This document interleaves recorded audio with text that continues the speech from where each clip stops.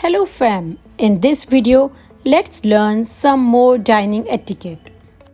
Out to have a meal with someone, placing your bag on the table is a strict no. Instead, place your bag on the chair behind you, be seated gracefully and enjoy your meal. While enjoying your bread, don't take big morsel bites. Don't overstuff your mouth. Instead, take your fork and knife, cut a small bite and relish it gracefully.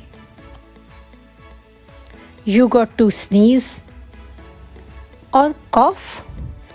Don't do it this way.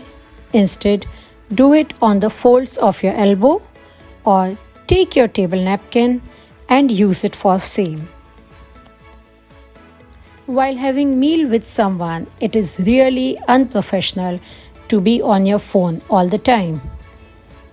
Instead, turn off your phone or put it in silent mode, place it away and enjoy healthy conversations during your meal.